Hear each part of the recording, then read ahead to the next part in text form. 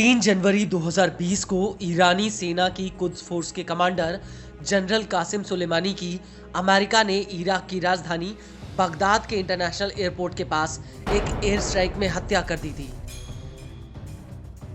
America ने सुलेमानी की चलती हुई कार पर MQ-9 रीपर ड्रोन से एक साथ कई हेलफायर मिसाइलें फायर की थीं, जिससे उनकी कार में जोरदार ब्लास्ट हुआ और सुलेमानी की मौत हो गई। और जिस वक्त सुलेमानी की हत्या हुई उस वक्त डोनाल्ड ट्रंप अमेरिका के राष्ट्रपति थे। खुद ट्रंप ने सुलेमानी की हत्या का आदेश तामील किया था। हालांकि हमले से ऐन पहले इजरायली पीएम नेतन्याहू ने इस प्लान से खुद को अलग कर लिया था। लेकिन सुलेमानी की मौत के बाद ट्रंप ने एक ट्वीट किया था जिसमें उन्होंने लिखा था कि सुलेमानी ने हजारों अमेरिकियों को मार डाला या बुरी तरह घायल कर दिया और वह और भी कई लोगों को मारने की साजिश रच रहा था और उसे कई साल पहले ही मार दिया जाना चाहिए था।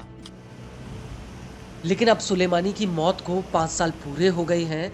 सुलेमानी की मौत ईरान को एक ऐसा जख्म दे गई जो शायद अभी तक भरा नहीं है। और अब सुलेमानी की 5वीं बरसी पर ईरानी सेना के एक बड़े कमांडर ने ट्रंप को लेकर एक बहुत बड़ा बयान दिया है।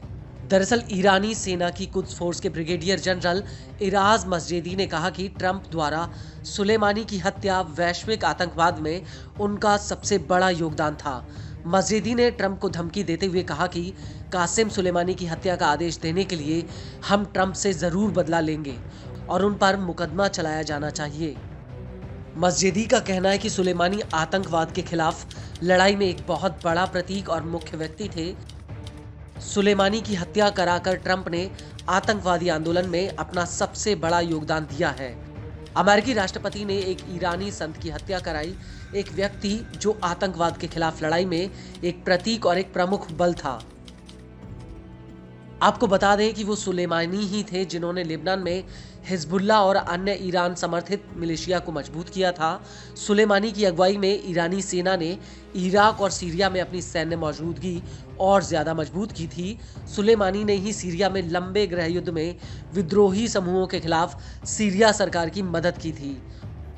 उस वक्त ईरान में सुलेमानी दूसरे सबसे ताकतवर व्यक्ति थे जिनकी गिनती आयतुल्लाह खामनेई के बाद होती थी। और जिस फोर्स के वो मुखिया थे वो कुद्स फोर्स ईरान की एक एलीट यूनिट है जो ईरानी सेना का हिस्सा है। यह फोर्स सीधे सुप्रीम लीडर आयतुल्लाह खामनेई और सुलेमानी को रिपोर्ट करती थी। हालांकि अमेरिका ने कुद्स फोर्स और सुलेमानी पर सैकड़ों अमेरिकियों की हत्या का आरोप लगाकर उन्हें मौत के घाट उतार दिया था। इस सब के बीच आपको ये भी बता दें कि ईरान के सुप्रीम लीडर आयतुल्लाह खामनेई ने भी सुलेमानी के हत्यारों से बदला लेने की बात कही है। और ईरान के इस ऐलान से एक बात तो साफ हो गई, वो ये है कि ट्रंप के व्हाइट हाउस में वापस लौटने के बाद ईरान कुछ बड़ा कर सकता है।